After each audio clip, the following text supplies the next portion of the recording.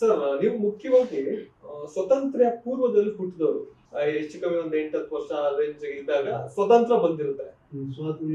ಆ ಟೈಮಲ್ಲಿ ಅಲ್ಲಿನ ಹೋರಾಟಗಳು, ಆ ಒಂದು ಸ್ವತಂತ್ರ ಹೋರಾಟಗಳು ನಿಮ್ಮ ಒಂದು ಭಾಗದಲ್ಲಿ ನೋಡಿದ್ರ? ನಾನು ಸ್ಟೂಡೆಂಟ್ ಅವಾಗ 47 ಅಂದ್ರೆ ನಾನು ಆಚಾರ್ಯ ಹೈಸ್ಕೂಲ್ ಸ್ಟೂಡೆಂಟ್. ನಾವೆಲ್ಲನೂ ನಮ್ಮ ಜೊತೆನಲ್ಲಿ ಹುಡುಗರುಗಳು ಎಲ್ಲರೂ ಸೇರ್ಕೊಂಡು ಇನ್ಕಿಲಾಬ್ ಜಿಂದಾಬಾದ್ ಅಂತ ಕೂಕೊಂಡು ಮೆರವಣಿಗೆಗಳು ಅದು ಇದು ಎಲ್ಲ ಮಾಡ್ತಾ ಇದ್ವಿ ಗೌರಿಬಿದನೂರು. ನಮ್ಮ head master Acharya high school head master MA Srinivas Iyengar ಅಂತ ಒಬ್ಬರಿದ್ರು. ಅವರು ಪ್ರತಿ ಸಾರ್ತಿನೂ ಬಂದು ಬೇಡ್ರಪ್ಪ ನಿಮ್ಗೆಲ್ಲ ಇಂಥದ್ದು ಬೇಡ, ಯಾರೋ ದೊಡ್ಡವರು ಚಳವಳಿ ಮಾಡ್ಕೊಳ್ಳಿ, ನೀವು ಓದ್ತಕ್ಕಂಥ ಮಕ್ಕಳು ನಿಮ್ ವಿದ್ಯಾಭ್ಯಾಸ ಹಾಳಾಗಿ ಹೋಗ್ಬಿಡುತ್ತೆ, ನೀವು ಬನ್ನಿ ಹಾಗೆ ಹೀಗೆ ಅಂತ ನಮ್ಮನ್ನ ರಿಕ್ವೆಸ್ಟ್ ಮಾಡ್ಕೊಳ್ತಾ ಇದ್ರು. ಆದ್ರೂ ಕೂಡ ಸರ್ ನಾವ್ ಯಾವ್ದು ಬರಲ್ಲ, ನಾವ್ ಯಾವ್ದನ್ನ ಹಾಳಾಗಿ ಹೋಗ್ಲಿ, ದೇಶ ಉದ್ಧಾರ ಆಗ್ಬೇಕು ಅಂತಕ್ಕಂಥದ್ದು ಒಂದೇ ನಮ್ದು ಉದ್ದೇಶ. ಆದ್ರಿಂದ ನಾವು ಈ ಚಳವಳಿನಲ್ಲಿ ಭಾಗವಹಿಸ್ತೀವಿ ಅಂತ ಹೇಳಿ ನನ್ನ ಜೊತೆಗೆ ಸುಮಾರು ಒಂದು 15-20 ಜನ ವಿದ್ಯಾರ್ಥಿಗಳು ನಾವು ತುಂಬಾ ಗಲಾಟೆ ಮಾಡಿ ಚಳವಳಿ ಎಲ್ಲ ಮಾಡ್ತಾ ಇದ್ವಿ. ರಸ್ತೆಗಳಲ್ಲಿ ಹೋಗೋದು, ಬಾವುಟ ಹಿಡ್ಕೊಂಡು ಎತ್ತಿ ಓಡಾಡೋದು, ಈ ತರ ಎಲ್ಲ ಮಾಡಿದ್ವಿ. ಆ ಪೊಲೀಸ್ನವರು ಕೂಡ ನಮ್ ಕಾಟ ಕಟ್ಕೊಳ್ಳಾರ್ದಿನ 20-25 ಜನ ತಗೊಂಡೋಗಿ ಚಿಕ್ಕಬಳ್ಳಾಪುರಕ್ಕೆ ಹಾಕ್ಬಿಟ್ರು. ನೀವು ಚಿಕ್ಕಬಳ್ಳಾಪುರ ಜೈಲಲ್ಲಿ ಇದ್ ಬಂದವ್ರೆ? ಚಿಕ್ಕಬಳ್ಳಾಪುರ ಜೈಲಲ್ಲಿ ಅಂದ್ರೆ ಓನ್ಲಿ 24 hours ಅಷ್ಟೇ. ಅಷ್ಟರೊಳಗಾಗಿ ನಮ್ಮ ಹೆಡ್ ಮಾಸ್ಟರ್ ಚಿಕ್ಕಬಳ್ಳಾಪುರಕ್ಕೆ ಬಂದ್ರು. ಅಲ್ಲಿಂದ ಅವ್ರು ರಿಕ್ವೆಸ್ಟ್ ಮಾಡ್ಕೊಂಡ್ರು. ಎಸ್ ಪಿನ ಯಾರು ಆಗಿನ ಕಾಲಕ್ಕೆ ಪೊಲೀಸ್ ಆಫೀಸರು, ಅವರು ನಮ್ಗೆಲ್ಲ ಒಂದ್ ಸೆಲ್ಲಲ್ಲಿ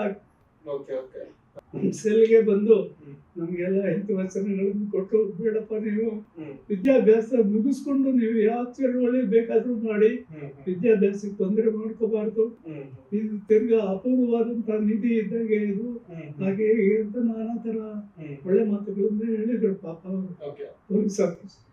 ಸೊ ಅವ್ರ ಮಾತು ಕಟ್ಕೊಂಡು ನಾವು ಗೌರಿಬಿದನೂರಿಗೆ ವಾಪಸ್ ಬಂದ್ವಿ. ಇನ್ನು ಹೊಸೂರಲ್ಲಿ ಹೈಸ್ಕೂಲ್ ಓಪನ್ ಆಗೋದಕ್ಕೆ ತಮ್ಮದು ಪಾತ್ರ ತುಂಬಾ ದೊಡ್ಡದಾಗಿದೆ ಅಂತ ವಿಷಯ ಕೇಳ್ಪಟ್ವಿ. ಸೊ ಹೊಸೂರು ಹೈಸ್ಕೂಲ್ ಸ್ಟಾರ್ಟ್ ಆಗೋದಕ್ಕೆ ನೀವು ಮತ್ತೆ ನಿಮ್ಮ ಸ್ನೇಹಿತರು ಮುಖ್ಯವಾಗಿ ಕೇಳ್ಪಟ್ವಿ, ಅವರು HN ಅವ್ರ ಜೊತೆ ನಿಮ್ಮ ಒಡನಾಟ ಆಮೇಲೆ ಹೆಂಗ್ ಶುರು ಆಯ್ತು ಒಂದು ಹೈಸ್ಕೂಲ್ ಮತ್ತೆ ಪ್ರೆಸಿಡೆಂಟ್ ಹೆಂಗ್ ಆದ್ರಿ ಅಂತ? ನಾನು ಮುಂಚೆನೆ ಹೇಳಿದೆ, ನಾನು ಯಾವಾಗ್ಲೂ ನರಸಿಂಹಯ್ಯನವ್ರ ಜೊತೆನಲ್ಲೇ ಓಡಾಡ್ಕೊಂಡಿದ್ದೆ. ಅವ್ರ ರೂಮ್ ನಲ್ಲೇನೆ ಬೇಕಾದ್ರೆ ಸಾರ್ತಿ ನನ್ನ ವಾಸ ಇದೆ. ಅವರು ಸಮ್ಮರ್ ಹಾಲಿಡೇಸ್ ಬಂದಾಗ BA ಆನರ್ಸು ಅಥವಾ BSc ಅಥವಾ ಇಂಟರ್ಮೀಡಿಯೇಟ್ ಇಂಥದ್ದೆಲ್ಲ ಹೋದಾಗ ಅವರು ಹೊಸೂರಿಗೆ ಬಂದ್ಬಿಡೋರು 1 ತಿಂಗಳ ಕಾಲ.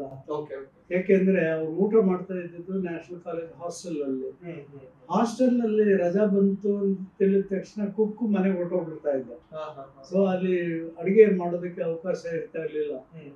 ನರಸಿಂಹಯ್ಯನವರು ಕೆಲವು ದಿನಗಳು ರಾಮಕೃಷ್ಣ ಆಶ್ರಮಕ್ಕೆ ಹೋಗಿ ಊಟ ಮಾಡ್ಕೊಂಡು ಬರ್ತಾ ಇದ್ರು. ಆದ್ರೂ ಕಂಟಿನ್ಯೂಸ್ ಆಗಿ ತಿಂಗಳುಗಟ್ಟಲೆ ಅಲ್ಲಿ ಹೋಗೋದು ಉಚಿತ ಅಲ್ಲ ಅಂತ ತಿಳ್ಕೊಂಡು ಅವ್ರೇನ್ ಮಾಡಿದ್ರು, ಹೊಸೂರಿಗೆ ಬರೋದಕ್ಕೆ ಶುರು ಮಾಡ್ಬಿಟ್ಟು. ಸೊ ಹೊಸೂರಿನಲ್ಲಿ ಸಮ್ಮರ್ ಹಾಲಿಡೇಸ್ BA ಆನರ್ಸ್ ಓದುವಾಗಲಿ ಅಥವಾ ಇಂಟರ್ಮೀಡಿಯೇಟ್ ಓದುವಾಗಲಿ 1.5 ತಿಂಗಳು ರಜಾ ಸಮ್ಮರ್ ಹಾಲಿಡೇಸ್ ಕೊಡ್ತಾ ಇತ್ತು ಆಗಿನ ಕಾಲದಲ್ಲಿ. ಸೊ ಹೊಸೂರಿಗೆ ಬಂದ್ಬಿಡೋರು. ಹೊಸೂರಿಗೆ ನಾನು ಅವರು ಒಂದೇ ರೂಮ್ ನಲ್ಲಿ ಇರ್ತಾ ಇದ್ವಿ. ಸೊ ಹೀಗಾಗಿ ನಿಕಟ ಸಂಪರ್ಕ ನನಗೆ ಬಂದಿದ್ದರಿಂದ ಕೊನೆಗೆ ಅವರು ನ್ಯಾಷನಲ್ ಎಜುಕೇಶನ್ ಸೊಸೈಟಿಯ ಅಧ್ಯಕ್ಷರು ಆಗುವಂತ ಒಂದು ಸನ್ನಿವೇಶನೂ ಬಂತು. ಆಗಿದ್ರು ಸುಮಾರು 9 ವರ್ಷದ ಕಾಲ ಇದ್ರು. ಬಟ್ ಅವರು ಬರೋದಕ್ಕಿಂತ ಮುಂಚೆನೇ ಇನ್ನೊಬ್ರು M ನರಸಿಂಹಯ್ಯನವರು ಅಂತ ನ್ಯಾಷನಲ್ ಎಜುಕೇಶನ್ ಸೊಸೈಟಿಯ ಅಧ್ಯಕ್ಷರಾಗಿದ್ರು. ಅವ್ರ ಇದ್ದ ಕಾಲದಲ್ಲಿ ನಾವು ಹೋಗಿ ರಿಕ್ವೆಸ್ಟ್ ಮಾಡ್ಕೊಂಡ್ವಿ. ಊರ್ನವ್ರದ್ದು ಕೂಡ ಬಲ ಇದೆ. ಯಾಕೆಂದ್ರೆ HN ಒಬ್ಬರೇ ಹೇಳಿದ್ರೆ ಏನಪ್ಪ ನೀನೊಬ್ನೇ ನಿಮ್ ಸ್ವಂತಕ್ಕೋಸ್ಕರ ಕೇಳ್ಕೊಳ್ತೀಯ ಅನ್ನೋ ಮಾತು ಬರುತ್ತೆ ಅನ್ನೋ ದೃಷ್ಟಿಯಿಂದ ನಾನು ವಿಮರ್ಶಭಯ ಕೆಲವರೆಲ್ಲರನ್ನು ಸೇರಿ ಪಂಚಾಯತಿ ಮೆಂಬರ್ಸ್ ನಾವು ಹೋಗಿ ಅಧ್ಯಕ್ಷರು ಡಾಕ್ಟರ್ M ನರಸಿಂಹಯ್ಯನವರು ಅಂತ, ಅವರು ಚೀಫ್ ಇಂಜಿನಿಯರ್ ಕರ್ನಾಟಕ ಸ್ಟೇಟ್ ಆಗಿ ರಿಟೈರ್ ಆಗಿದ್ದರು. ಆಮೇಲೆ ನಾವು ಹೋದ ತಕ್ಷಣ ನಮ್ಮನ್ನ ಆತ್ಮೀಯವಾಗಿ ಸ್ವಾಗತಿಸಿ ಒಳ್ಳೆ ಮಾತುಗಳನ್ನ ಹೇಳಿ, ನಿಮ್ಗೆ ಹೊಸೂರಿಗೆ ನಾವು ಬಿಲ್ಡಿಂಗ್ ಕೊಡ್ತೀವಪ್ಪ, ನಾವು ಹೈಸ್ಕೂಲ್ ಸ್ಯಾಂಕ್ಷನ್ ಮಾಡ್ತೀವಪ್ಪ, ನೀವು ಬಿಲ್ಡಿಂಗ್ ಮಾತ್ರ ನಿಮ್ದೇ ಜವಾಬ್ದಾರಿ ಅಂತಂದ್ರು. ಆವಾಗ ಆನಂದ್ ಅವ್ರದ್ದು ಒಂದು ಛತ್ರ ಇತ್ತು ಊರ್ ಮುಂದೆ. ಆ ಛತ್ರನ ಅವರು ಆನಂದ್ ಅವರು ನಮ್ಗೆ ಬಿಟ್ಕೊಟ್ರು ಹೈಸ್ಕೂಲ್ ನಡೆಸೋದಕ್ಕೆ. ಮೊದಲು 2-3 ವರ್ಷದ ಕಾಲ ಅಲ್ಲೇನೆ ನಾವು ಹೈಸ್ಕೂಲ್ ಶುರು ಮಾಡಿದ್ವಿ. ಅದಾದ್ಮೇಲಿಂದ ಅದರ ಪಕ್ಕದಲ್ಲಿ 4 ಎಕರೆ ಜಮೀನನ್ನ ನಾನು ಕಂಟ್ರೋಲ್ ಅಲ್ಲಿ ಇತ್ತು. ಅದು ನನಗೆ ಭೋಗ್ಯ ಮಾಡ್ಕೊಟ್ಟಿದ್ರು. ಅದರ ಓನರು ಒಂದು ಮುದ್ಗೆರೆ ಗುಂಡೂರಾವ್ ಅಂತ ಹೇಳಿ ಅವರು ನನಗೆ ಮಾಡ್ಕೊಟ್ಟಿದ್ರು. ಸರಿ ನಾನು ಅವ್ರ ಹತ್ರ ಹೋಗಿ ರಿಕ್ವೆಸ್ಟ್ ಮಾಡಿಕೊಂಡು ನಾನು ಅವರು ಎಲ್ಲರೂ ಒಪ್ಪಿಗೆ ಕೊಟ್ಟಿದ್ದಾದ್ಮೇಲೆ ಹೈಸ್ಕೂಲ್ಗೆ ನಮ್ಮ ಲ್ಯಾಂಡು ರಿಜಿಸ್ಟರ್ ಆಯ್ತು. 4 ಎಕರೆ ಜಮೀನು ಮೊದಲು ಕೊಂಡ್ಕೊಂಡ್ವಿ. 4 ಎಕರೆ ಜಮೀನ್ಗೆ ಕೊಟ್ಟಂತ ದುಡ್ಡು ನನಗೆ 10 ಪೈಸೆ ಕೂಡ ನನ್ಗೆ ಬರ್ಲಿಲ್ಲ. ನನ್ನ contribution for the national high school Hosur was the first contribution in terms of flags. ಆಗಿನ ಕಾಲಕ್ಕೆ 4 ಎಕರೆ ಅಂತಂದ್ರೆ ಅದು ಊರ್ ಮುಂದೆ ಒಳ್ಳೆ ಬೆಲೆ ಬರುವಂತ ಜಾಗ. ಅದ್ರನ್ನು ಬರ್ಕೊಟ್ಬಿಟ್ಟೆ. ಅದಾದ್ಮೇಲಿಂದ ಏನಾಯ್ತು, ಅಕ್ಕಪಕ್ಕದಲ್ಲಿ ನಾರಾಯಣ ಸ್ವಾಮಿ ಅಂತ ಒಬ್ಬ ಆತನ ಇದ್ದು. ಆತನಿಗೆ ಹೆಂಡತಿ ಮಕ್ಕಳು ಯಾರೂ ಇರ್ಲಿಲ್ಲ. ಆ ಜಮೀನ್ ಒಂದೇ ಜೀವನಕ್ಕೆ ಇದ್ದಂತದ್ದು. ಅಂಥದ್ರಲ್ಲಿ ಕೂಡ ಅವನು ಕೂಡ ವಾಲಂಟಿಯರ್ ಆಗಿ ಬಂದು ಹೈಸ್ಕೂಲ್ಗೆ ಬರ್ಕೊಟ್ಟ. ಅವನಿಗೆ ದುಡ್ಡಿನಲ್ಲಿ ನಾವೇನು ಕಡಿಮೆ ಮಾಡಲಿಲ್ಲ.